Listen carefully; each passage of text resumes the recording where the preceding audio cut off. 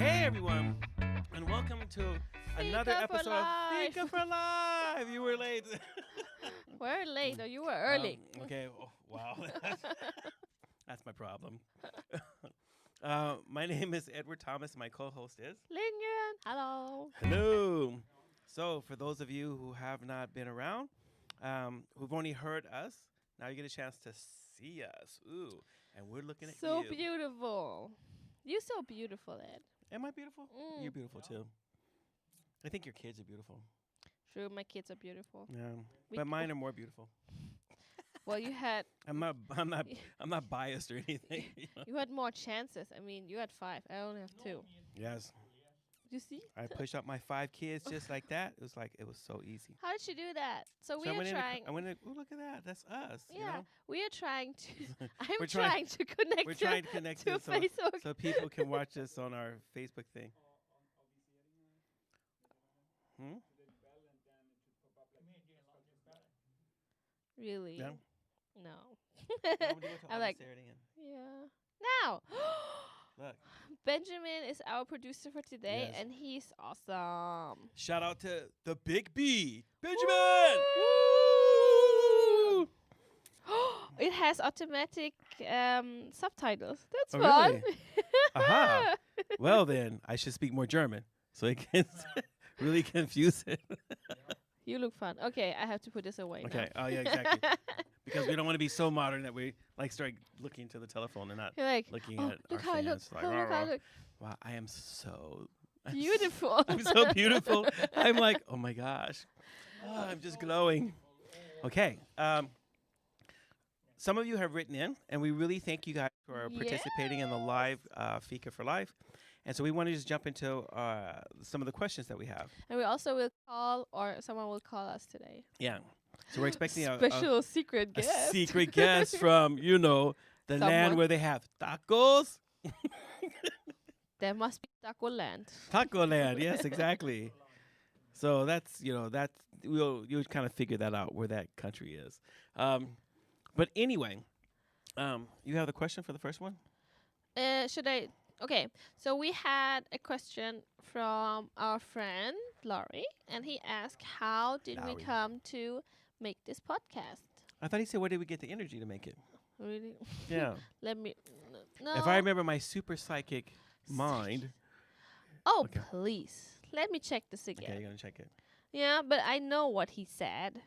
No. But he's watching now, so he probably Okay, will Laurie, say. what did you say? Could Yeah, you tell write us? us. Because you know how we are. We're so distracted. He said, "What motivates you to do this Okay, podcast?" what motivates you? That's almost the same See? as what gives you energy. No, Why? whatever. Motivation Just means why. answer it. Okay, why, Lynn? Lynn, why do you do this? What motivates you? I like you, and Really? it's Oh, and I think it's yay! fun. And I think it's fun. Yes. Wait, I'm just. Should I be more serious? Okay, well, and my serious answer is this is Oh. about reaching all of humanity and uniting us together under one cause. So there would be liberty and justice for all. That sounds like Faster So than a am- speeding so bullet. so Stronger than a American. oh no. Wait, that was The- Superman. I mean, sorry, that's not sounds like why. the pledge that you have in the USA. Yeah. Pledge allegiance to the flag. No, We okay. we have to tell you guys you And haven't I do tuned love in the flag. at 2:00. Now it's 6:00, 6 p.m. in It's 6 p.m. Sweden. in Swedish time. We have We left and Philip came here. back. Hey, Philip. Are you from Finland, Philip? Yes. Yeah, say something in Finnish. Makkara. Yeah, that's his favorite thing. Makkara, That's which sausage. which means Finnish sausage. So he's our studio audience, as well as Anna Karen, my sister-in-law. Woo! And she's also helping me to take care of my little baby, Itai, who's sleeping now. That's very good. And we have our Only producer, until I Benjamin. scream. Okay, Benjamin. And Poor we just guy. want to say congratulations, Benjamin, on the birth of your new addition to your family, because he's a biggin. He's a He's a a new mountain. dad. He's a new dad, and his baby is 5 days old. And about 2.5 meters long. Just to let you know. Because Benjamin is like 3 meters long. Exactly. Benjamin's about the same height as Goliath. Okay, so what motivates us to do this? Sorry, So- I forgot. Yes, I got distracted. 90% of his podcast No, is I getting mean, I think that distracted. so Lynn and I are at two different ages. Lynn is a little bit older than I am, as we learned in the my last head. session. Yeah. And so we spend a lot of times counseling with people, and people are constantly coming to us and asking us our opinions about different things, or just Or just telling us stuff. yeah. And then you're like, okay, you're like, what okay, do you want me to do with it? And so part of the motivation is to share, both a life experience, but also a desire to meet people where they're at. And this format gives us an opportunity to listen to people, and then you can write to us and be totally anonymous. And we'll really try to take a serious look at that particular issue and try to come up with something that's relevant. And so it's a way of helping people and connecting with people. It's a way for us to also show our faith in a more modern, sort of very open and inclusive, everyday way. Yeah, we're not like trying to make a theological podcast. You have to have a PhD in theology. It's more in practical everyday life, and you don't even have to be a Christian to listen to our podcast. We'll talk about whatever. No. We don't have any taboo things. So, No. so that's kind of the motivation. It's we love people, and I think that's just part of the gifting. And then Lynn and I are good friends, and we interact. Just talk. Yeah. We just talk. We usually just, when we get together, is what that sounds like. We just talk. Yeah. So.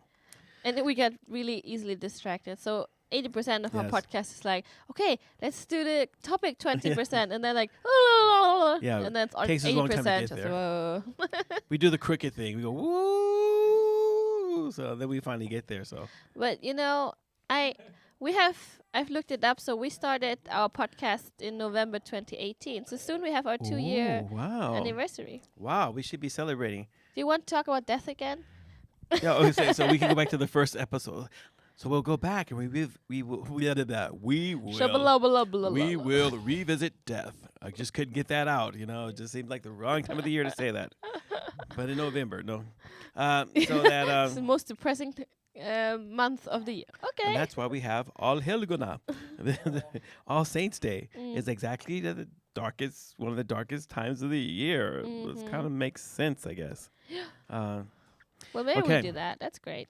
Man, but this is the whole thing. Now we just answered one of the questions. That motivates us. Yeah. And also people writing in and either telling us stuff or asking other things. I think that's really fun.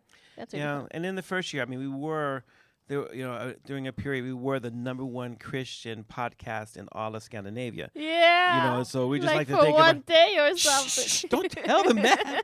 Let them keep guessing. We don't want to give away our secrets now, No. Man. Pretend you didn't hear that. I'm not going to give you the secrets to Chanel number 5. Chanel number 5. I have the secret. I written down on my bedroom wall. Coco, she's like, Edvard, I want you to have this. And I was like, Coco, thank you. We had another question. Do you want to take another? Okay. Wow, wait. Did you get even more? What's so fast? Okay. The other question, where did it come in at? This. Was it there? Yeah. Or this, I got it from there. Is that where you got it from? Okay. Yeah. I don't know where Ed gets his. I don't know where I get my stuff from. I get all kinds of stuff. No, it's not. How can you already have it so down? Because that's just how I am. Here. Do you want me to read it? Well, I know what it's about. Okay, but then you can share it with our listeners and watchers. Okay. So there's a difference between the things you dream about. So one of our fans wrote to us and said that. So what do you do about something like you dream about this? And this is something that excites you. It's something you really want to do. It's like passion. And then there's the reality side. Here's the things with all the expectations that people lay on you, the things you should do. Or maybe also things you put on yourself that you should be. Financial obligations, like you got to buy food. You have to pay for some place to live, You have to buy clothes because people don't normally let you just take them out of the store unless you're a shoplifter. And sometimes you even have you have obligations towards your family. Yeah. And we believe that family is really important and things like that, but things like that. But when it comes so I'm one of those kind of people who always follow my heart. So it's hard for me to imagine just all the other pressure that's put on top of you and that somehow you wouldn't even with all that pressure, try to figure out a way, how can I honor people or commitments around me, and at the same time get as close as I can get to the thing I really want to do. I'm not like you. I don't. No. I'm. You're duty bound. I was raised in an Asian household. You don't follow your dreams, man. That sounds so fun. No, but it's like I've watched several comedians, like Asian comedians, who make fun of this. Like, oh, white people, they go and tell, like, oh, go follow your dreams, whatever makes you happy. And it's like, dreams will get you homeless. Yeah, like, exactly. It's like, okay. Well, I think me being raised by Asian parents, but living in Germany and growing up in Germany, I still got both of this, like in school maybe, and in society, people told, yeah, you know, you should pursue your dream, whatever. It's a bit bohemian as well, like, oh, freedom, Yay. find yourself, blah, blah, blah. And I'm not being old now and wise. I know. Yes, Lynn. You should not always follow your feelings, because I think no, not your feelings, but what about? But your dreams are, I think, also you don't dream about bad things. You don't want to pursue a dream that gives you bad feelings. No, but I did want to be a mafia boss. And so I wasn't really sure how to do that. And then when I came there, and they're like, "Hey, be tough," and I was like, "Try to be tough," and they just start laughing at me. Yeah, I was thinking. So they're that, like, they they didn't really want me to be the boss or anything. So, but I think it's but about. at least I tried. I think I mean, growing up, I was taught to please my parents. Like, this is what they want, this is what they plan, and then you always had this struggle between, this is what I want, but I also need to please my parents. So I think when you're an adult, it becomes really unhealthy, I think, if you still want to try to please your parents when you're an adult, you know? I mean, the Bible says, me as a Christian, the Bible says you should honor your parents. Yeah. But it doesn't mean that you should be a slave for them. And really? I told my kids every day of their life, remember. And how did they turn out? Yeah, none of them listened to me, but it's okay. So don't listen to Ed on this. Yeah, so I think it's about finding. I think it's about finding a balance, I guess. But I know that's like the typical answer. When you say, "Oh, find a balance, find something in between." I know it's not that easy, but I think for me, I don't know. I think when I was younger, I wanted to be a teacher. Yeah. But I never pursued that. But I'm still now in a teaching role at work. So I guess I work and I try to find the area that I want in that job. Okay. Well, that kind of makes sense, you know. Does it make sense? Sure. I don't know. What do you think? Okay, I'm writing to my oldest daughter because I forgot to send this to her. And so I'm just sending it to her so she knows that we're live now. Really? Maybe she's sleeping. No, she's in Cali, so it's in the morning. She's in California. So Ed has lots of children all over the world. All the world. Wow, okay, that just sounds like that's right. Ed's out there. As soon as I see him, I'm like, let's make a baby. And I'm just like all over the place, you know. I got so many kids that I don't know all their names. They're just like, I start calling them numbers. You know, like, hey, number 54, come here, you know. Wow. Wow, that would be kind of amazing, huh? No. 54 kids. That would be amazing. So what? Yeah, but what advice do you give people though, if they're struggling between reality and dream? Well, if you're struggling, that's somewhere it's showing that you're not happy somewhere, and that's where the conflict comes in. If you're okay with basing your whole life in an attempt to try to listen to your parents and try to take that advice in and then have that to affect your decision, and you're okay with that, then that's one thing. But if you find that you just don't feel good about that, if you find that you feel how that sandpapers your head, that's just telling you right there that this may not be the best thing for you. Sandpaper, I just can't get over this. It's like you know, guys, people out there, we are renovating our house, so I work with sandpaper. That's why I'm like, what? No, that's horrible. That's why there's space between me and Lynn, because I just don't want to take out that sandpaper and start rubbing on my head. No, but I think it's really important that when you are Then when you're at that age and you're trying to figure things out, listen to your heart. I mean, God gave you that. God gave you a personality. God said the heart is deceitful, dude. Yeah, but I mean, but it's deceitful, but you still got one. Because when you don't got one, well, you're not walking among the living unless you're a zombie. In that case, shout out to zombies. Hey, zombies. We have a couple of zombie fans, too. They don't usually write much, but they do mumble a lot. So. I don't know. I think if you... Benjamin has... Yes. Yeah.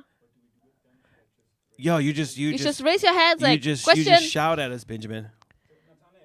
Yeah.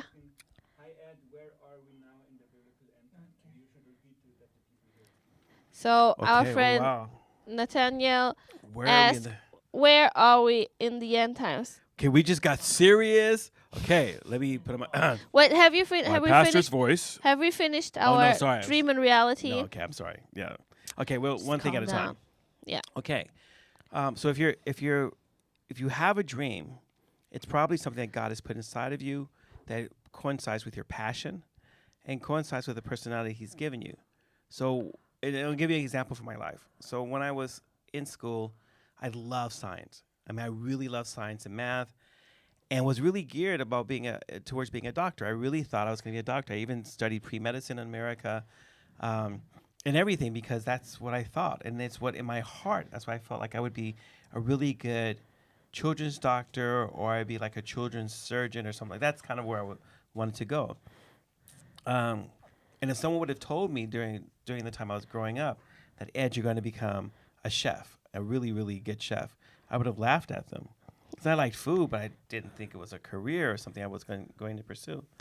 And through a whole line of circumstances or whatever, I remember telling my family that, hey, I'm dropping out of college. I'm not going to be a doctor. People are like, what?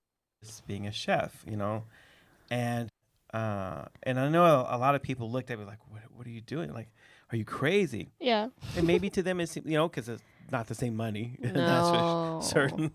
But it was what I thought was the right thing to do. And so I did that. And I took that risk, even though it meant that maybe some people in my life were going to be disappointed, and some people weren't going to understand or even be able to support me. And that's kind of one of those important things. If you're going to go against the grain, you can't be expecting a lot of people to support you. But you still need that, though. You still need someone. You have to find it other places, yeah. You need at least someone who believes in you and who will support you. I don't think that you should do it by yourself.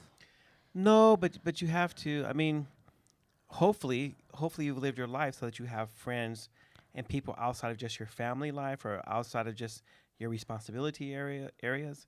And so friendships are really important, but also like business mentors. So when I was going to become a chef, I needed other people's advice and help along the way. And I've had role models. And for me, it was the two women that trained me. Shout out to Danny and Ruth, Lakeshore Seafood. Because those are the people who set my life on that course. But they really took care of me, and because of that, because I had that support, it didn't really matter about the other support I was losing. Yeah. So that was one of the advantages for me, at least, is that I had another support system to support me in the new direction that I was going to go. And no one thought I would ever become, an ordained priest in Sweden. That was all places in the world. That was not in the cards. The voodoo lady did not come by my house late at night when I was a baby and say, "Well, I killed the chicken for you," and I look at the chicken blood. The bones say, "You're going to go to Sweden," and I was like, "Oh, okay." The voodoo lady says it. Well, we know it's true. So it's kind of that way, and you have to make a decision. If you choose to respect those responsibilities and ignore what your heart is telling you, you have to live with that. You can't whine about it. Yeah, you have to own that. You have to embrace that. You will regret it. I can guarantee you that when you get to the end of your life and you look back, you're not going to be saying, "Oh, I'm so glad I did not follow my heart and do the thing that God put passion in my life for." I read articles. Energy, makes me get out of bed. I read articles about that people are like, yeah, you always regret it. Yeah, you should do what you wanted to do, not what you thought people wanted you to do. Because in the end, it's still your life. Yeah. And if you let, and there's a balance. I mean, not only. No, but my mom's a really important person in my life, and what she thinks is really, really important to me. Yeah. But in the end, I still have to make a decision. I've made a lot of decisions that my mom totally did not like, totally thought was wrong, but I was also raised in a household where my mom told me I could be anything I wanted to be as long as I put my mind to it. Like a pickle. And then exactly. I want to be a pickle. But that's the thing, because when she says, "Well, why are you doing that?" I'm like, "You telling me I could be anything I want as long as I put my mind to it." So I remember all these little sayings my mom said, and I can use them back on her when she keeps asking me. But I'm like, "But you said." That's you that's so. You said that you didn't care how my girlfriend looked as long as she was nice. Turn my phone off. Turn my phone around. Oh no, he's talking to someone else. He's not talking to you, man. And I'm like thinking at my phone, going, I've got to move my phone around because it's interfering with the sound. No. Okay, but anyway, so that's. I mean, my dad told me, stop following your heart. You need to get a job so you can get some security. I totally get that though. I mean, yeah, but it's a safe way out. It's a way that you take. What's wrong with that?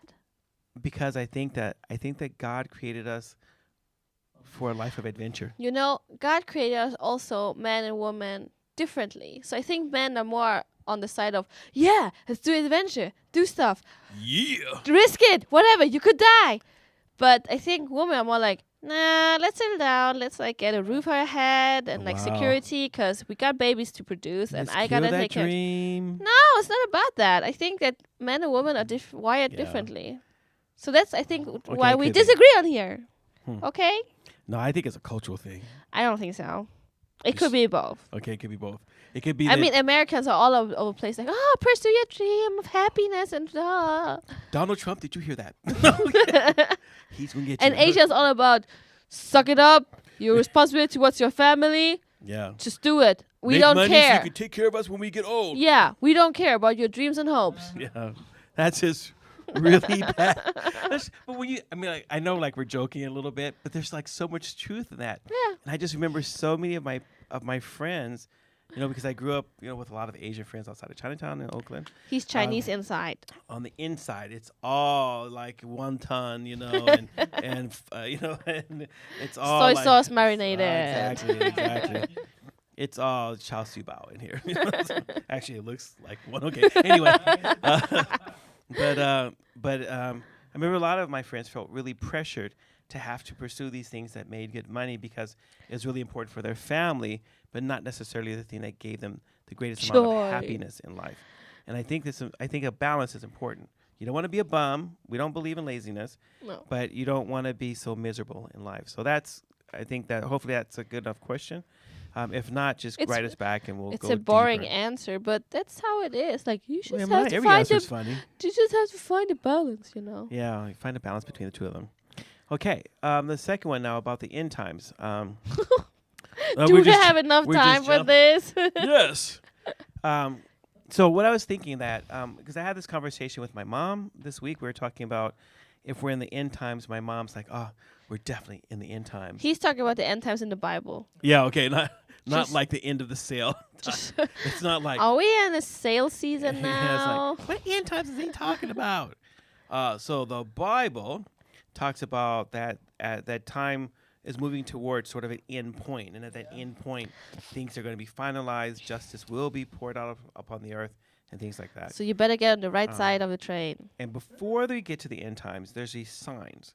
And how do you know that you're at the end times? And I would say that we're still right before the end times. We haven't really gotten there yet. Whew. And the reason for that I think that we are definitely Close. moving close to the end times has to do with just the world is whacked. I'm just going to say that. I mean, I was born in 1962.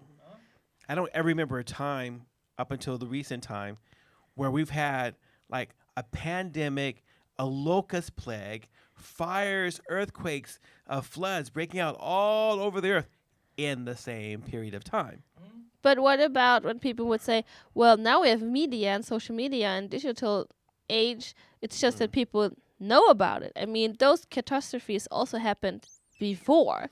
But not in the same intensity and not as often back to back. So we're experiencing crazy hurricane season starting earlier. We're experiencing drought in places that there shouldn't be any drought at. So we're experiencing, and part of it has to do with climate change that we're causing, but I think part of it also has to do with the fact that God is pushing the world towards this sort of end time place.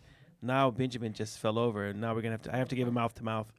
So if you don't see me for a while, don't give him mouth to mouth. Sorry, it's Petra. Corona time. I'm sorry, Petra, but I gotta save your man, and he needs my lips on him. So I'm just gonna throw myself. Because Benjamin, your life is important to me, man. But anyway, that's how we are. We kind of jump around. Okay, so you said that you don't think that we are in the end times. We are pre-end times. So when the First World War broke out, people were like, we're in the end times. It's like, oh, look. And then the Second World War. No, we're in the end times. But that only was mostly countries that were involved in the wars. That was why it was called a World War, because there was hardly any countries that weren't involved in it. Africa. Directly or indirectly. Africa was involved. Africa was like a bunch of colonies, so they had to like supply all this kind of stuff to all the European people who were like people were not dying in the war. Only dying of the consequences. No. Well, you okay. Anyway, some of us are not woke yet, so we'll get woke. there. I don't want to be woke. We just get there later on. So, but if you're looking at one of the worst things from the Second World War is the Holocaust. We haven't had anything that has been worse than the Holocaust, and the Holocaust was not the end times. So for me, I'm looking at it and because Jesus says that period of time is going to be worse than anything that's ever been, which means it's got to be worse. I mean, think of this, worse than the Holocaust. That is, bam, mind-blowing, there are crazy, bad things scary. Happening now. Not worse than the Holocaust. We're not there yet. That we don't know about. Why? I watched the news. No, but I mean, if you think about North Korea, there are a lot of bad things happening in North Korea. Oh, but it's not on the big enough scale. I don't think that people know about all of the crazy things that happen in this world. Right, but that's the whole thing. There's always bad things happening. There's always atrocities. But we're looking for something that's going to be so horrible, so much greater than anything else that we have experienced. Otherwise, we can't say we're at the end times. So that's one of the things that Jesus said about the end times is that it's got to be worse than anything else that's ever been. And if you think coronavirus is the worst that's ever been, it's not. It's not. The bubonic plague was way worse. Okay, what if this had been Ebola instead of that? We all be dead, or most of us would be dead. Yeah, and that would be. I mean, so I would think it would be on that scale. It has to be on that scale of something that's just so outrageously more than what we've already experienced in human history. So, I definitely think that we're heading towards there. I think that the acceleration of the decimation of nature. The Bible tells us that nature.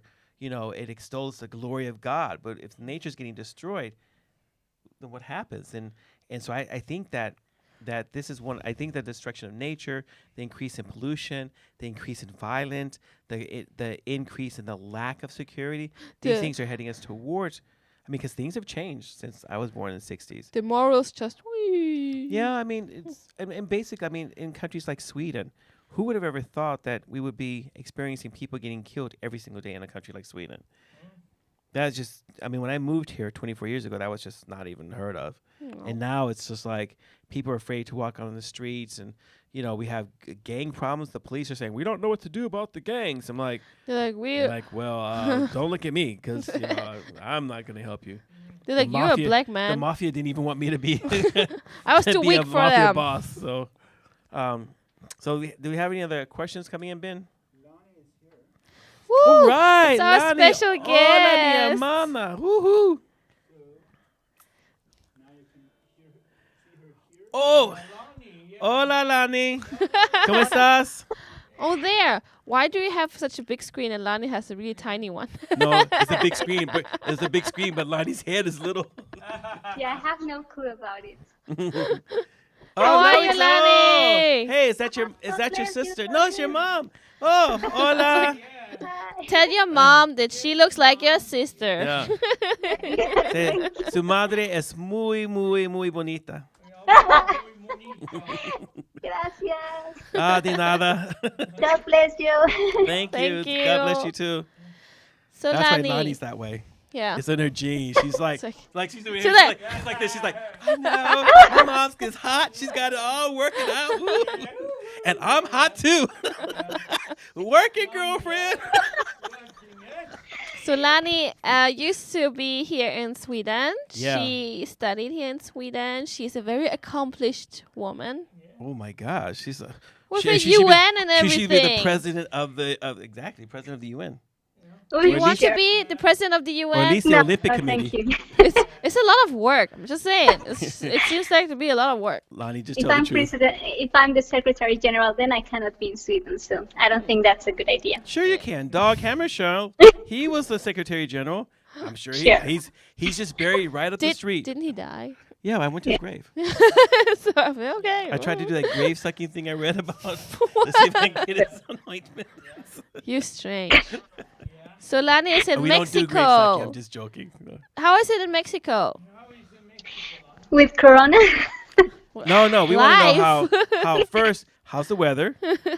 Oh, that's nice. Better than Sweden, I guess. We don't need any. Cannot be better than Sweden. It's cold and windy and blowing. And raining. It's rainy. So yeah. Yeah.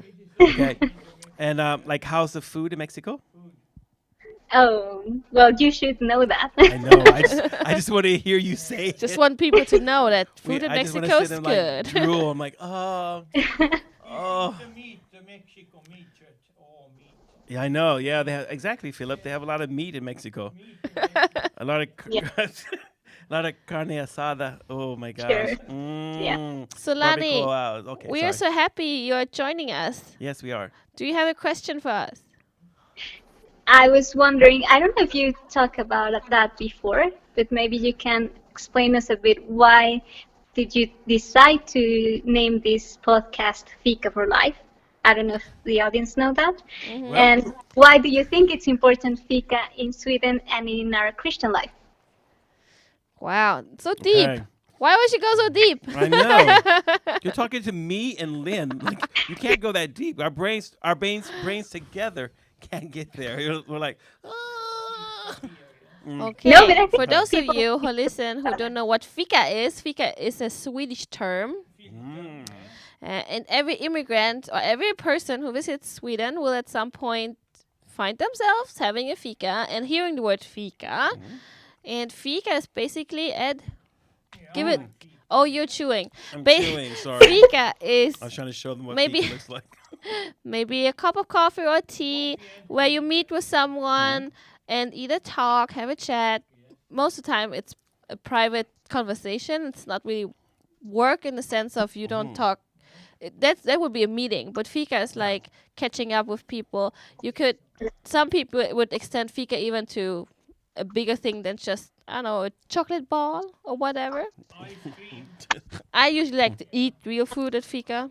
Yeah. So I would term fika as being it is socializing over a small meal. So it's like table fellowship, but in a way so that like you're not eating a big heavy meal. So the whole thing is not to be like, That's just me. oh my god, man, ooh, I feel like I got. Yeah, exactly. But Feel it. more like so you're. It could be anything from like just a small sandwich, like a simple sandwich or something. It could be like, here's a banana date nut bread. A cookie. It could be cookies. It could be this is like juice or soft. Soft is a Swedish thing where you take fruit, cook it down with sugar, so it becomes a concentrate. Then you thin it out with water. So it could be any number of small things that could be easily consumed. So you're not like running back and forth, fixing things. Here's the next course. Everything's out on the table. Sometimes a lot just kind of help yourself. And during that table fellowship, you start to interact and share and fellowship with each other. And it's a really beautiful thing. And it's such a part of the Swedish life that I wish we had it in the States. It's not a coffee break, because a coffee break is something you're taking at your job, get a cup of coffee, go back to work. No. And here, like, in working in Sweden, you take fika. Fika break. Look at that big old pink cup. She's got. Shit. I think it's like Lana is it's also fikaing. It's like 10 liters. She's like, her whole head just disappeared. She has a long fika going. Yeah. So like when I first started working in Sweden, it took me a long time, coming from the States, where it's like work, and they come to Sweden, and it was like 10 o'clock, and it was like, it's time to fika. I was like, what? And people look weird on you if you don't go. Oh yeah. They're like, why aren't you Yes. coming to fika? Yeah, like you only don't fika with people because you hate them. And so if you don't fika with people at your job, they're like, you think you're better than us, or you hate us. Well, we hate you first. So We're going to talk bad about you Yeah. at the fika. yeah, If you don't come to the you're the fika. one that we're gonna gossip about behind your back because you didn't fika with us. And so, yeah, well, Philip likes has ice cream. Every time he has fika with Philip, he's like ice cream And sausage. and sausage. What a combination. Yeah, he actually puts the scoop of ice cream on the sausage. All the pregnant ladies are like, hail Philip. Yeah, then he puts a pickle in there too, just for the sake of it, because they're like, oh, let's just get weird, you know. So why is our podcast Yeah, called Fika for and Life? so what happens is that in our church service, after the service, we always have church fika, so shirk fika, which means that we take time to fellowship with each other because we believe this is part of our worship service, is part of honoring other people and seeing them also as being image bearers of God. And so from that fika after church, what happens is people sit around and we talk about life, and sometimes we talk about the service, we talk about other things, some questions and answers, right? And sometimes we just are silly.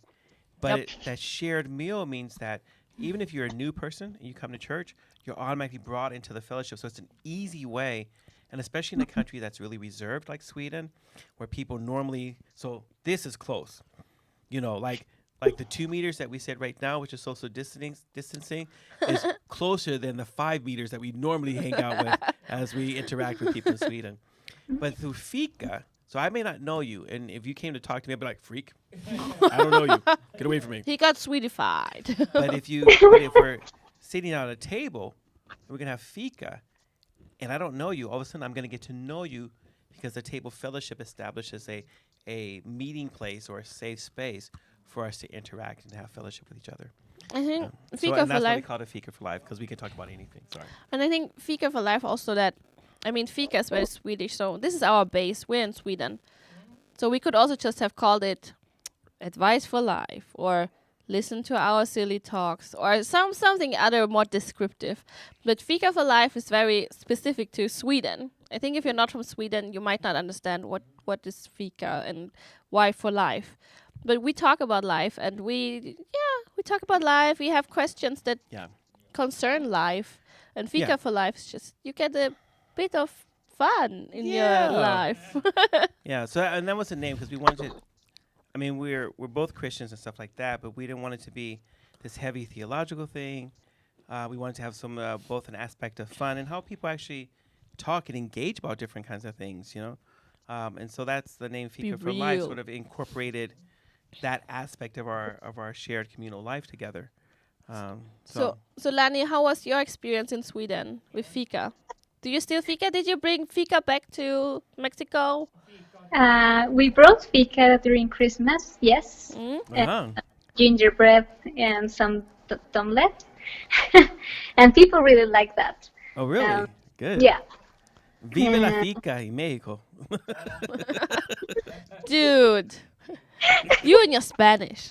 I know, Spanish is kind of almost like, it could have been my third language. But it's not. It's not. But it will be. I'm going to relearn it. But Spanish is a beautiful language. I love it. Especially not like the Spanish here, where they in say Spain? cinco, because cinco is not a number. Cinco is a number. Cinco is, I don't know what they're saying. It's like someone says cinco. I'm like, what's wrong with you? So in America, you learned the Mexican Spanish? Yeah, so South American, Mexican kind of Spanish, where we have an S and not a... Yeah. But I think when we talk about fika, it's also not a tradition that we have. I mean, we also have this. We do like to go and have a coffee, but it's not the same. And we have a lot of Starbucks, at least in Mexico City, so it's very American style.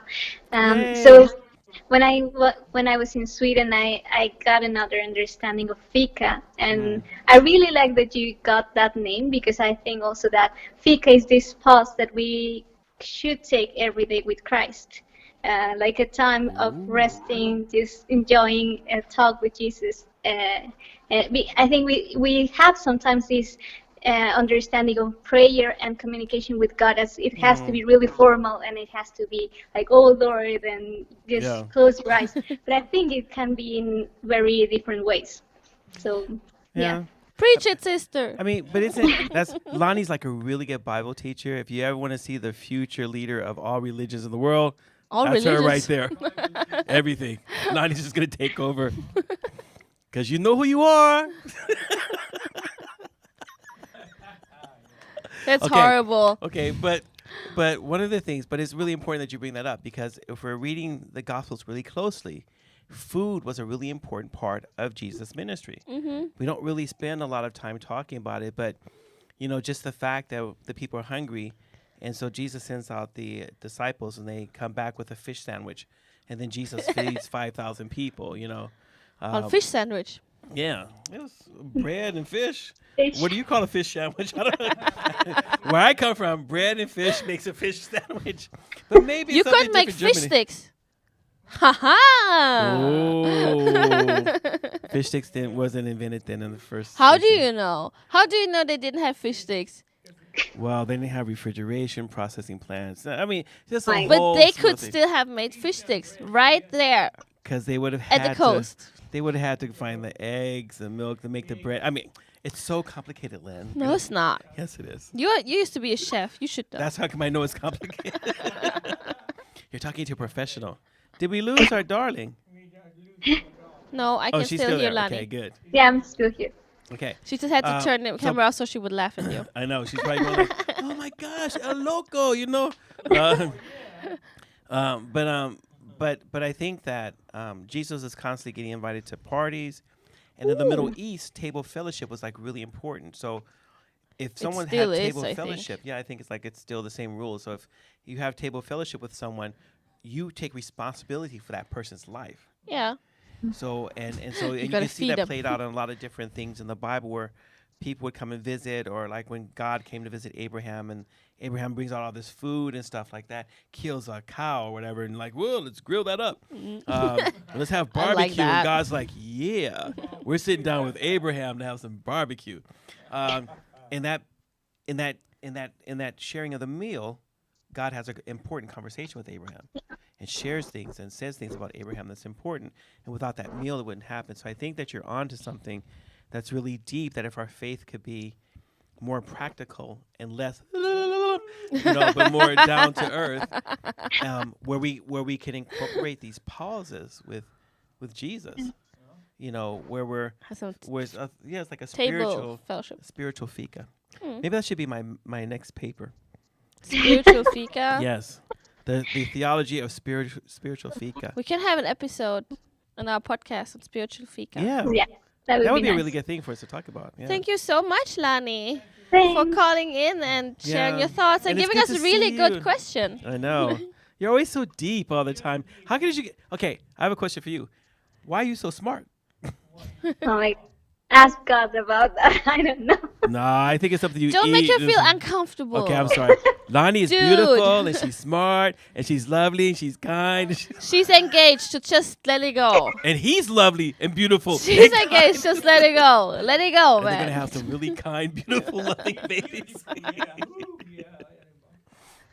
Say hi to Okay. Mexico from us. Yes. You I mean, take care. so if we want to come to Mexico to visit you, is there a place? Is there enough room for us? Sure, we can fix. Really? For Yes. him and his one pack. And I have 2 dogs that can. Really? Oh man! This one. Oh my gosh! Look, she's got a little Chihuahua. Oh, Oh, she's got a bunch of them. She got two. That I think that Chihuahuas are like killer dogs because every Chihuahua that sees me, they're like, like they don't know how to do anything else other than just like bark and chase me around. They see me and they're like, ooh, buffet, and they just like want to get me, Okay, Well, maybe not. I think those dogs are fine. Okay. I Yeah. like dogs. No, but it has been a pleasure to be with you guys and also to share about the culture. I think it's very important as we have the Kulturnatten that Yes. people know about the culture and how it links to our Christian life in Sweden. Yes. And it's really cool that you're like talking to us all the way from Mexico, so it helps to bring in that sort of international, It's multicultural. fine, old man. No, We have the because- internet nowadays. we're- Has been no, around for That's 40 not what I years. mean.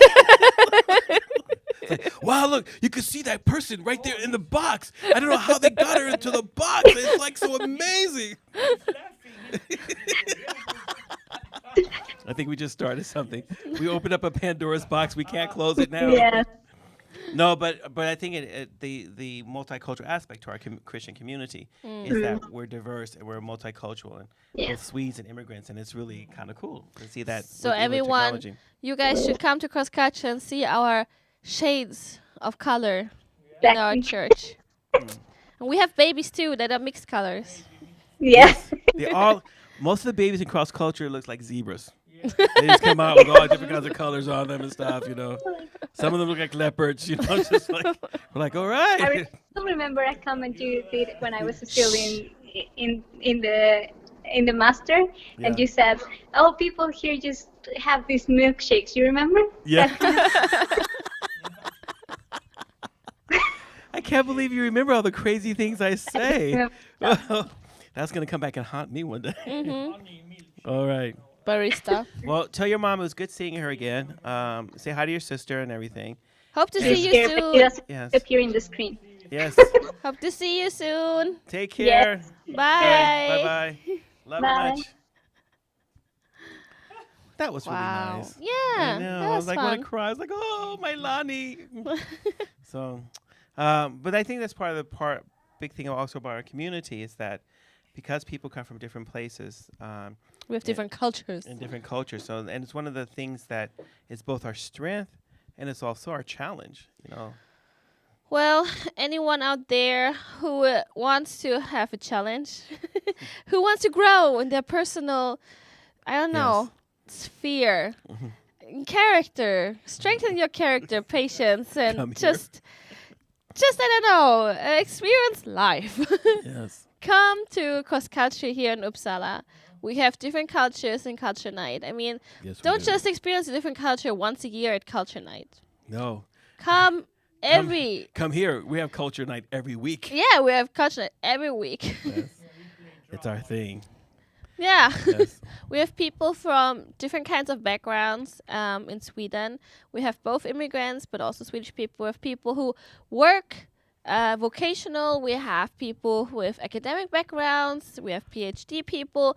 We have old people, brown people, yellow people, parents, singles, crazy people. We're just pointing out people in the room here, you know. Yeah, it's very Swedish to point with the finger. We have to like out this. people. So we do in Sweden. We go around. Yeah, so if you have any other questions or topics that you want us to talk about, we're still on live for a little bit. I think that Teo's trying to challenge me. He's like, good point, Ed. Take a step in faith. Start cross culture as a church full time. He's always trying to challenge me. I know. Throw that in my face like that. I don't know what's wrong with him. Okay. You know what's wrong with him. I know. It's that man of faith. It's a man of faith. If anybody can move a mountain, it would be Teo. He can move a mountain. So. No, but it is that thing that sometimes, if we go back to the earlier thing about when you're trying to follow your heart and you have responsibilities, that would be like a place where you're trying to find that balance, and it's not always easy to do. I can tell you that. Because talk like you have experience. Well, you know, I think I'm still there. No, but I think that sometimes like you're just trying to figure out, you know, especially when you can see that there's good aspects to both decisions. So if you're choosing between something that's really bad and something that's really good, then the choice is very obvious. You take the good thing. Yeah, because the but bad it's thing a is gonna gray make zone. Yeah, but sometimes the choices aren't always that cut and dry. And so it makes it really, really difficult. But and then sometimes in our own personal challenges, sometimes to take that step, because that is a step. And every time you take a step in one direction, you're taking a step away from another direction. You know, if I say yes to something, I'm saying no to something else. When Jesus said yes, nobody can say no. When Jesus said yes, nobody can say no. We have a lot of worship songs in our head, so. But I think that's one of the things is that, you know, and especially as you start to get older, you tend to value more maybe those things that are part of your passion, more so than things that are just, you know. I mean, it's great with money, and it's great to have a house, and it's great to have a car, and when you die, you can't take those things with you anyway. Not? So if you make them the center of your life, what happens is the center of your life becomes empty. And it was shift, Yeah. like depending on what you're following.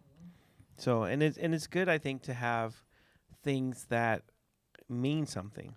But I think also it's difficult because people are afraid they're going to fail. Yeah. Or maybe that thing, or you're wrong. You maybe had the feeling for that, and then you're afraid that you put everything on that, and then it turns out, no, this was not what you were supposed to do. Exactly. Or you have to start all over again.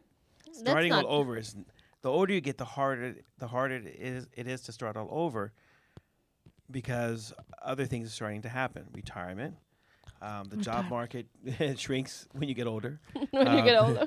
People aren't going to want to hire you as much sometimes. And so there's a lot of, relationships. You end one relationship when you're older. It's not a guarantee now that you're going to find someone. Yeah.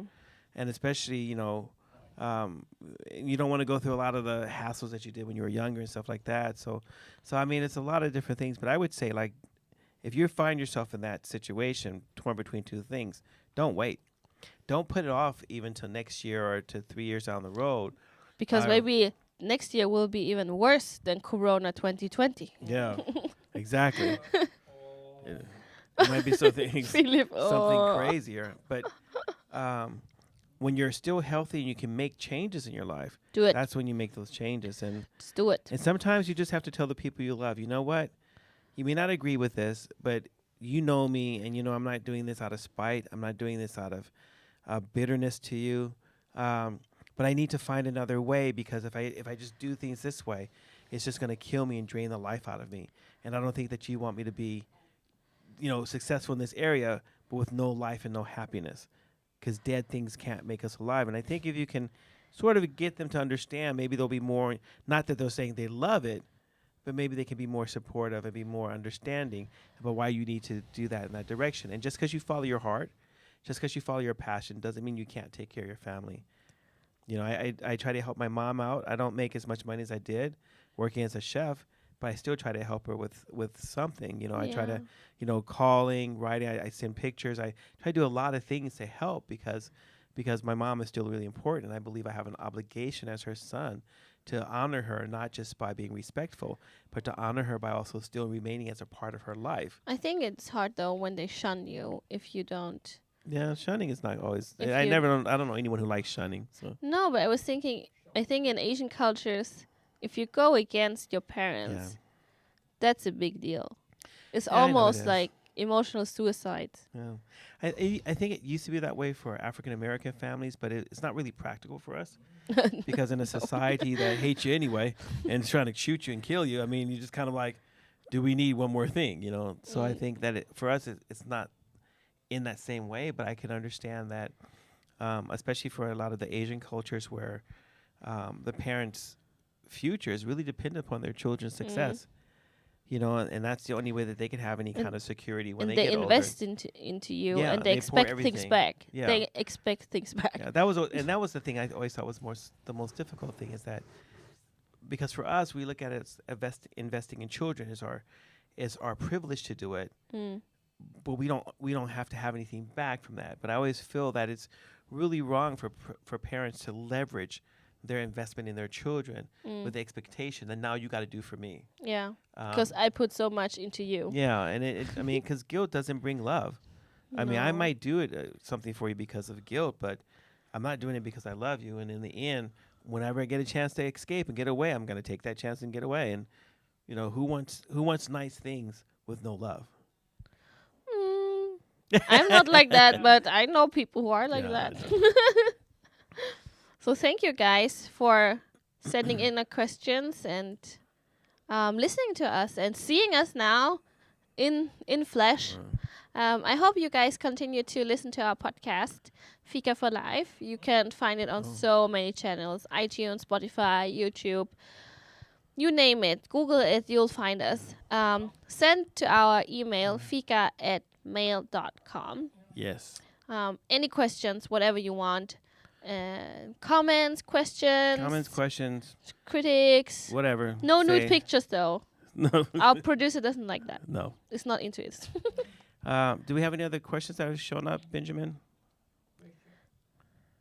I'm looking at one a little bit.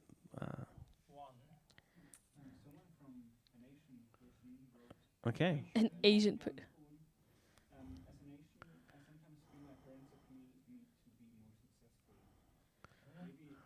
Yeah. Yeah. Wait, what? What was the question? So Can an Asian? They want you to be more successful. Yeah. As an Asian, your parents want you to be more successful. I mean, that's what we just brought up a bit, that in Asian cultures, you are, as a kid, you are like a product you of are. your parents. You are the sign outside. I mean, when I grew up in Germany, in the subculture of Vietnamese people, what I did reflect upon on my parents in a way greater way than maybe white kids. Whatever they did on their parents, it's like it's a totally different thing. But as an Asian kid, and then other Asians would judge your parents, depending on how you behaved. So I was a prime kid. My parents were like, oh, you gotta do this. You gotta help out at parties. You're not going to be the one just sitting around having fun. You're going to be in the kitchen, and you're going to help all these elderly ladies cook and clean. Do it. And I'm like, okay, I'm going to do it. And then people would praise me, but then there was more praise to my parents that they raised me right. That was the same thing in African American cultures that way. Yeah. So it's really important with reputation, and I think the good thing for me is that my parents realized that at some point you can't push your parents, you can't push your kids further than their potential is. I mean, if you are unlucky and have parents that totally misjudge your potential, I feel very sorry for you, because, I mean, not everyone is born or can be pushed to become a doctor. Not everyone can be pushed to be a lawyer or to exceedingly be academic successful. You can. Some people cannot. And I think it's a mental health thing. And I know that in many Asian countries that becomes more of an aware thing, mental health. But we are not there yet. Like, compared to the West, Asians are like, dude, just suck it up. Yeah. You do what your parents tell you. What are you whining for? Get out there and work. Make more money. But I think it might be difficult to tell that to your parents, because they might come from a different generation. If you are living abroad, not in an Asian country, or maybe in another Asian country than your parents come from, it can be difficult because of a cultural difference. What the culture around you now dictates and tells you, and what your parents' culture grew up with. And it can be difficult to make them understand. And I think for me, you have to try to come to something that you can accept, that okay, they're going to be angry until this level, until this point, and you have to just accept that you can't make them happy in that way, because in the end of the day, I'm sorry to say it, but your parents will die and you will probably outlive them for a long time, hopefully. So you gotta live with those consequences. And I think most parents who do really care about their kids will see if the kids do feel emotionally, physically bad because of what they're saying, what they're pushing for, and will hopefully back down eventually. And if you feel like your parents are deaf to all of this, maybe it's good to talk with a relative. I think, I hope you don't have all relatives are on your parents' side. I think there should be someone, an aunt, an uncle, and cousin, who maybe understands you better, and maybe that relative can be your support in this. Yeah, I mean, I think that the whole pressure thing of performance, where it almost comes down to the love that I might be expected to have from my parents is based upon my performance. Yeah. And so it becomes performance-based love, which leaves you feeling empty. It leaves you feeling tired. It puts a pressure on top of you all the time, because there's so many expectations laid on top of you, and you don't want to let anyone down, and you don't want anyone to have a bad life because you failed them in some kind of a way. And so you're constantly pushing yourself and pushing yourself. I know people, at least in the African American culture, I know people who have chosen not the person they loved, but the person who provided the greatest security and financial security, because that would be a blessing for the family. And so they put themselves in this miserable relationship for the sake of the family, or because That's the family sacrifice. because the family liked that person better, or just all kinds of things. And that's what happens with that sort of pressure. And so I can understand a lot of why, and especially now when you're looking. So when I grew up and we would look at, white kids could say whatever they wanted to their parents, and their parents are like, "Oh, Johnny, you just called me a dirty beep beep beep." And the black kids, you just looked at your parent the wrong way, and it was like, whoop, bam, that hand just came out right upside your head. Our friend Rashida, he likes to watch Russell Peters. Yeah, really. Yeah, and their comedian. I think he's his roots are from India, but he is active in Canada most of the time, but also in the US. And he always brings this joke up that, well, white people have to start beating their kids because on the playground, like all the Asian, African, Indian kids are like, "Oh, I got such a bad beating last night," blah blah blah, and the white is like, "Yeah, my mom locked me in my room." Really? So. Yeah. We are not for physical punishment here in Sweden because it's illegal. So take it with a grain of salt, what we are saying here. Yeah, but it is that whole pressure thing that comes from people around you, from your family, whatever. And sometimes it can be, especially if they're expecting something out of you that you just can't achieve. Yeah. You're not a loser. And it's really easy to develop those kind of feelings, and you're not a failure. We're all limited by our creator. So not everyone, like Lynn was saying, not everyone can be a doctor. Not everyone can be an engineer. Not everyone can be president of a company. Some of us can. Chess master, which is, of course, the most important goal in life. But, between that and then being, a Jedi Knight, those are the two things that are the most important. But, besides that, but you really have to try to figure out where's that balance point. And think about this. Instead of trying to make everyone happy, why don't you just decide how pissed off will I make people? Because that's a lot easier to achieve. So if I know that, okay, if I do all this stuff and I'm stressed out, my parents and everyone else around me will be really happy, but I'm going to be so stressed out I'm going to die before I'm turned 35, that maybe that's not good. But if I know they can live with being pissed off at a 25% level, then I'm like, okay, that gives me some breathing room. They're going to be 25%. They're still 75% happy. Yeah. So shoot for the 25% unhappy, and they'll be unhappy. And that's okay, because you can deal with the 25%. And that 25% more happiness, more control, move direct and closer to the passion that God has put inside your life. That might help you to find that balance, a better way to live. And I think also that it's good to surround yourself with people who might be in a similar situation, to support yourself. Yeah. And I think or bring you down. No. I think when you're in an Asian context, you will find a lot of other kids who struggle with the same. If you just look at Japan and their kid suicide rate, whoa. Yeah. I mean, that's out of control. So I think it's really important to take care of your mental health in this sense. Be like the Duchess of Cambridge in the UK.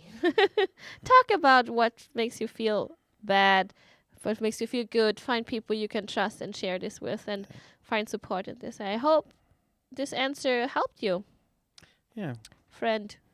No, I was just Teo. He's just trying to challenge me to step out on faith. Yeah, no. So. Do we have more questions? Oh, okay. Okay. Cool. Are you happy, Ed? Let's see. Because if I'm happy and I know it, I should clap my hands. And if you're happy and you know it, stomp your feet. And if you're happy and you know it. I hope you guys, if you have children, check out our children's program on Fika, on Kulturnatten. Yes. And if you hear this famous voice over here that sounds like King Saul, and they could be. You never know. And then we also have worship. Listen to worship in different languages. And we are always happy to meet you guys in person if you want to come on Sundays to Lötenkyrkan here in Uppsala, Sweden at 2 p.m. We will be around. Lynn's here more often than I am. I have to work. Yeah. Almost. Almost every Sunday if my kid is not sick. So thank you guys for watching and listening. We hope that you continue to listen to our Fika for Life podcast. Yes. Yes. And continue to support us and continue to write in questions and everything. Yeah. Share Because- this with your friends on Yeah. your page on Facebook, Yes. on YouTube, on And if you want to know Instagram. more about our life, we're not married or anything, but No. like I'm married. That'd be horrible. No, I wouldn't be. I'm a Yes. blessing to you. You would be a curse to me, but I would be a blessing to you. Like all women are a curse to you. Almost. No, they're not. I'll tell your mom. My mom's She's not a curse. probably watching this. My mom's an angel. My mom's not a curse. Oh, we got a question? Okay, where? What's that? I don't know, spiritual habits? Like the good ones or the bad Well, ones? I smoke prayer every day. And then I go out and I drink. Okay. What are spiritual habits? You want to go first or you want me to go first? You have to explain to me what Because- it is. Because Because then I can don't sound know more that holy term. than you.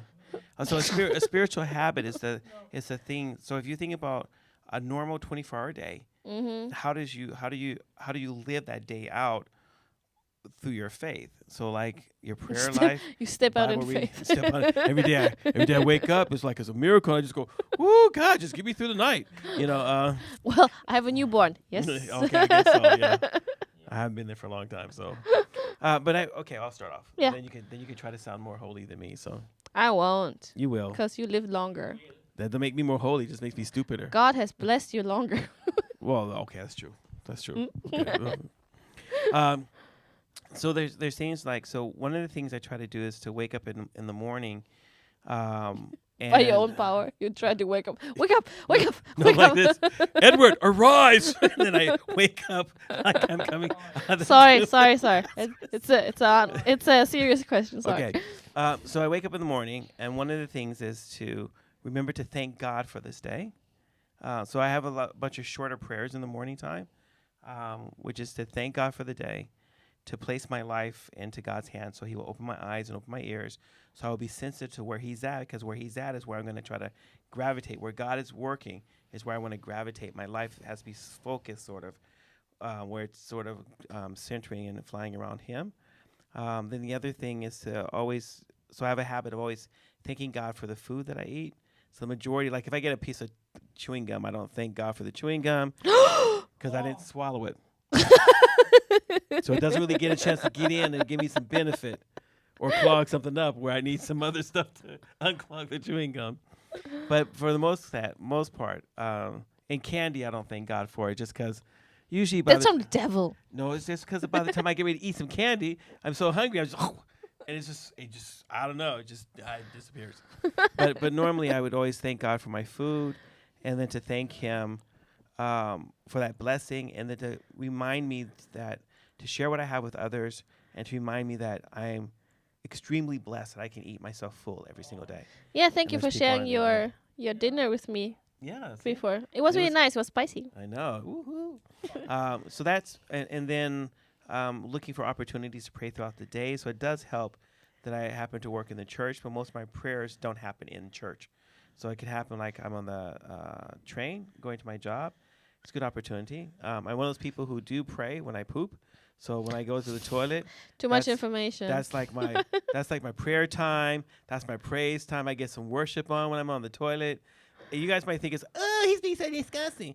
You ask for my habits, and this is how I live my life. My life is not lived inside of a perfect crystalline bubble where it's like, no, I don't ever talk to God when I poop because I don't ever poop. And if I do poop, it smells like roses. If you guys don't usually listen to this, Ed is very focused on Poop. butts, poop, Yeah, it's kind of his pee. thing. Like he I don't got talk about pee that much. but you got Okay, I did stuck say at like today. the 3-4 age stage. No, that's where not why. Nomi is now, That's my not daughter. why. I have Like, an appreciation for things.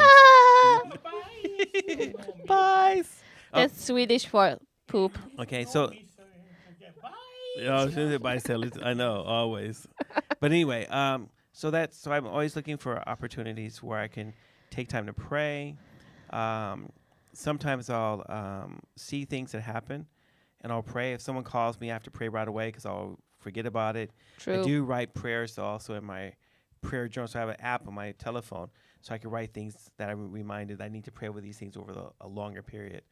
So that's prayer. And then I try to find some time to read the Word of God. I don't have a set standard that says you better read the Bible 1 hour every day because that makes you really Christian. I usually read the Bible every day. Sometimes I only read a verse. Sometimes I read a chapter. Sometimes I may read a half a book, depending upon what's going on in my life. How hungry you are. Yes. Some days I just need just a bite. No. But regular contact with God's word, not just when I have to do my sermons or not when I just have to do a Bible study, but to actually for my own benefit to put myself into God's word. Sometimes I'll listen to a podcast. So I do have pastors that I listen to. My old pastor, Dr. David Hawking, just shout it out there. He has long sermons. Ed sent me some, he told me the name, like, do that, and I'm like, whoa, they're really long. Yeah, but I love it. He's like a nerd. It's like a Bible nerd. I'm just like, woo! But they're good, but they're just really long. But so sometimes I like to feed myself from what God is saying through other people as they're exploring the Bible.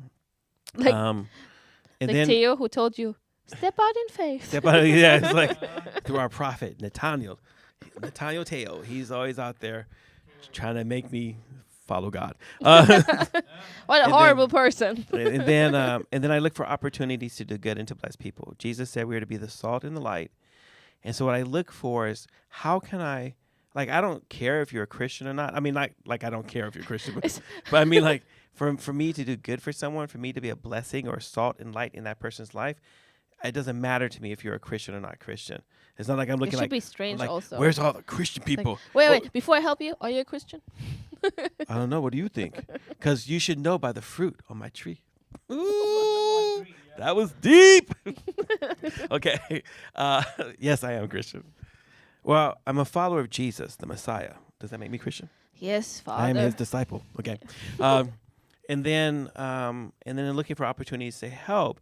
I don't look at opportunities as being big enough or small enough. So it could be something like I know that when I come home every night, usually late at night, there's a guy at the train station who collects bottles. So if I've been drinking a couple of sodas or something, I take the bottles with me on the train and I leave it there for him because I know he's going to pick them up and whatever he does with them. It could be something like if I see someone in town, we have some people who have some kind of disabilities. And so sometimes people pick on them. And so it's my job to sort of intervene and say, hey, stop that. That's just not cool. To give you an example of just how I'm looking for opportunities. How holy he is. No, just how I'm looking for opportunities to help out where I can help out. And sometimes, like in a country like Sweden, you see people struggling with bags or whatever, and you go, and it's kind of hard sometimes. And the black man will come and approach you and like, can I help you? Yeah.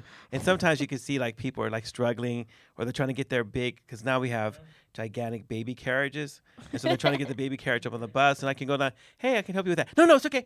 I can do it myself. Then I'm like, all right, fine. And I take out my camera and wait to see if they're going to fall. Because then sin comes up in my... No, I'm just kidding. I don't do that. At least he's honest.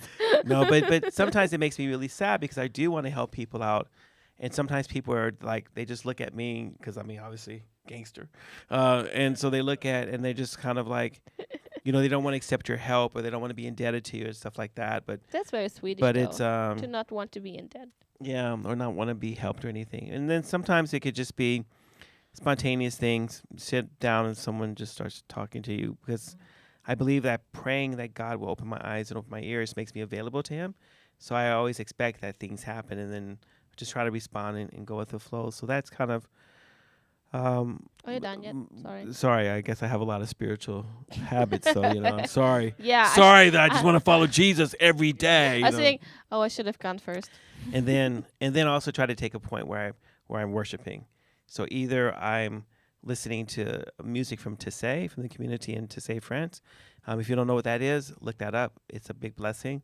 Or it could be gospel music, or it could be praise and worship. It could be listening to the hymns. It could be listening to just classical music. So I have this whole gigantic musical taste. But for me, the music helps me to be focused on an attitude of praise and worship, and actually just to praise and worship God. So sometimes it happens that I'm riding on the train, and I forget the people around me, and I just start singing out loud on the train, in the store, walking down the street. You should do that. Why not? Expose them to some worship. And then people are just like, "Whoa, freak!" You know. So that's kind of, and then also praying for other people. So it could be if I see someone who looks like they need help, I'll just ask you, hey, do you need help? Are you okay? Yeah, I'm okay. Is it okay if I pray for you? Most people will say it's okay. Some people Because it's kind of rude to say no. no, do not pray for me. Are you talking to God? No, don't talk about no. Okay, well, I'm sorry. Okay. Whatever. Yeah, it's rude to say no. So. No, but some people say no. But most people will say yes and everything. So those are my spiritual habits. Yeah, and then obviously blessing the body of Christ and hanging out with Christian friends and stuff like that. But okay, Lynn, your turn. Oh man, that was long. So you started with waking up in the morning. So. And before I go to sleep at night, if I don't fall asleep before I go to sleep, I just try to think off the end of the day. Sorry, now I'm done. Yes. So my spiritual habits then are also in the morning. If I'm not late or something, I thank God for this day that we are awake. That I pray that God will bless that day. Mostly through the day, I just pray to God, please let me not kill my husband because he drives me crazy, or wow. or that my kid is not driving me crazy, or I'm praying to God to just help me keep my temper. Wow. And making me more Christ-like. Yeah, I do that. I also try to be a good ambassador for Christ at work. So I really have to watch my steps, like Ed said, be the salt and light at work. And I try to encourage other Christians as well to do so. Yeah, when I'm in difficult situations, especially when I'm challenged in my faith by others, they say something that I should oppose as a Christian, or they ask me something about my faith, or there's opportunity to just witness to them. I just pray to God like, oh, help me, because I might have the knowledge, but I don't know what will come out of me. Yeah, we're always afraid. I think you guys may have seen some of the blessings that God, how God used me, and then people came to cross culture, or something's happening because we don't always see the fruit of what we're sowing or what we are watering right now. So I try to, nowadays I sing more worship songs. I like to really listen to worship songs or sing worship songs when I go to work with the car. But it's dangerous because if I cry and tear up, it's dangerous for traffic. So I try to not get in that. When I feel like already a little moody, I'm like, oh, maybe not a sad or emotional, moving song, because I don't want to cause an accident on the way to work. So really. You see? Okay, and her sister-in-law is saying it's true, so it's making me really scared to ride in the car with Lynn, because I'm just like, just don't know. Turn on a song that really touches your heart. Wow. The last time right before I see Jesus, I'll be in the car with one of you guys. Well, it's a good place to be. And then I think I mostly get challenged to read my Bible more, or I always had trouble to remember where the verse is. I know what it says and what context, but it's hard for me to remember where in the Bible is the verse. Maybe I can place it in the Old and the New Testament. Or maybe it's maybe in the Gospels, or it's in one of the letters. But then more than that, I'm like, oh, I'm not sure. I had to go Google that. So bless God for Google. And then I should give you a test. No, please. And then since we have kids, I mean, we are more aware of that. Whatever you live, the kids will pick up. So obviously we prayed for meals before we had kids, but we still do that. And even if my kid says, nah, I don't want to pray, I'm like, okay, you don't pray, but we pray.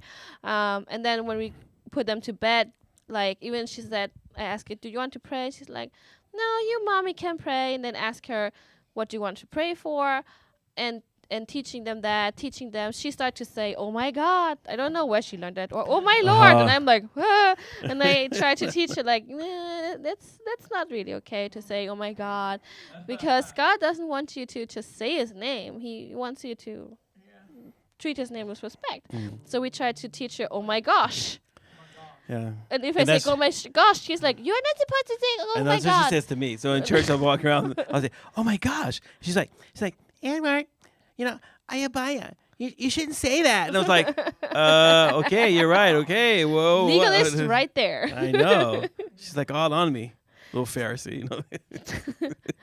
So yeah, I think my spiritual habits are a lot surrounded by or surrounded with relationships with people. If it's my husband, my kids, people at work, with Ed, please God, let Ed be healthy and not die too early. Oh, Yeah. that was nice. Things like say, that. Please don't let Ed get on my bad side, because I'm about to explode all over him. Well, that should be your prayer. Yeah, okay, what is it? Dear God, protect me from Lynn and her explosive attitudes. I am in the Uppsala Central Time. I talk about the Jesus to kids. That's good. Yes. Oh, you do that, Philip. Philip is, so you guys probably wonder who Philip Beckstrom is. Philip is a Christian icon here in Uppsala. He probably goes to more church services than any other person I know, living or dead. He sings in every single gospel choir in town.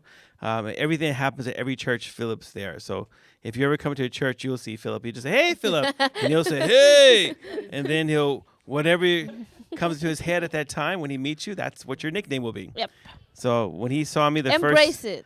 The first 10 years, every time he saw me, because I had dreads, he would say, bad boys, what you gonna do? What you gonna do?" Yeah. So that's, that's our life here. So More questions? Yeah. Our podcast has been going on for a long time. Really? Is that it again? Another long time? Yes. Okay. Oh my gosh. Okay, we need to wrap this up. Yeah, and whatever your spiritual habits are, you can always let us know what they are. We can make comment or make fun of you, or no. Okay, he will make fun of you. Okay, she'll make fun of you. I'll make fun of him. Okay, and okay. No, but if you need help, or you're like, how do you develop spiritual habits and things like that, write to us. We can do a whole podcast about what Step we've 1, learned 2, about 3, 4, 5. Yeah, here are the 10 steps to developing good, solid spiritual habits. I just will teach you in 5 steps, but Ed wants to do it in 10. Well, so I talk more than you do, so I guess I give long answers. True. If you have noticed, he gives long answers. Yeah, it's always an A and a B. It's like 1A, 1B, 1C. It never ends. No, Never it keeps ends. going. Really? Okay, good. Cool. Thank you. Nice for feedback. Well, now we wrap it up. yes, I have Do one you know last how- question. One last question for you. Oh no. So on one of our audio podcasts, we had right before you went into labor. We've never had a chance to really talk to you about the labor, but was it easier? And we bring Itai. We want to see little Itai. My baby. That's my second baby. This That's is my little son. Itai. This baby number 2. Lynn just shot him out just like that. Like we talked, and the next day she was like, boom, caught him in my own hands. Say who you are. Itai. My name is Itai Eliasson. Well, it went quicker, Yeah, but I got more damage this time. because he was kind of big. Yeah. And I when I got my epidural, and after some time, like, wait, it still hurts a lot. I thought the pain would just disappear. Why is it still hurting so much? So that was a bit tough to digest. But I mean, when people ask me afterwards, so how did it go? I just said, well, I got a healthy baby boy and I'm fine. So I guess that's the result you want. He wasn't headbanging on the way out. Like you're like, they give you the epidural, and Itai's going like, bam, bam, bam. They used the vacuum. Oh, really? Yeah. Oh, wow. That's why I really wish I had teared. been there. That would have been really cool. No, there were a lot of people in the room. Okay. See? So What's one more? that's just you would not have noticed me. No, I've been looking at Itai. I'm like, Lynn, you're in the way. Move that stuff. Come on. We want to see the baby. Yeah. But anyway, really good. Congratulations to you and Eunice with Itai. And thanks for all of our fans and everything for praying for Lynn and for He died. in our community. We have a lot of babies. One of our people who helped to found Cross Culture, Sulin and Isak, they just had their second child. Also. Really? Yeah. Same week. Wow. Right. Like So- Peter or like yeah. me? Not like Petra. Petra and Benjamin. It was actually same week. Wow. So- They had another baby. I mean, they were praying for baby. Yeah. Yeah, so that's one of the things where people Thank you, God. Well, we actually prayed for them to have a baby, and they had a baby. So obviously my fertility dance works. And if you want me to do it for you, I mean, now it costs more money. It costs more money now, so it's going to cost you at least 3,000 crowns. But that goes to cross culture, and I come out and I do the fertility dance, lay my fertility hands upon you, and you will get pregnant. Okay? Well, Anna Carden, your turn is coming. Okay, but we like to thank you for joining us for our first ever or second ever. Live podcast. Yes, live podcast. And we might do some in the future. We might do another live podcast every now and then, maybe around Christmas time or something. Thanks to Benjamin, who is our producer for today. He's doing a wonderful job. Wonderful job. We're like really happy. We'll clap. Clap, clap, clap, clap, clap, clap, clap, clap, clap, clap, clap, clap, clap. That's not Corona friendly. And we're exactly. I'm gonna have to like just sterilize my hands. I'll put it in the microwave or something. And, I have tea. Philip has tea.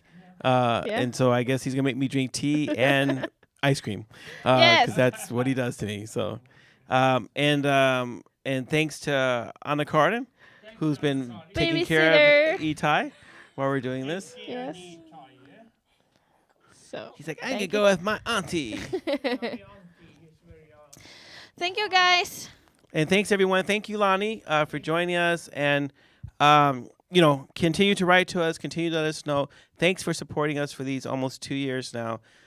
We're, as long as God gives us strength, we'll continue on with our podcast and hope that it's a blessing to you and to anyone else you share with. Yeah.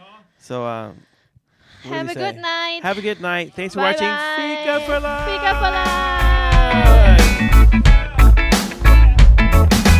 Thank you for listening. If you have any comments or ideas, please send us a message to fikaforlife@mail.com. Fika, F-I-K-A. This was the Fika for Life podcast with Lynn Nguyen and Edward Thomas, and we hope to hear you again.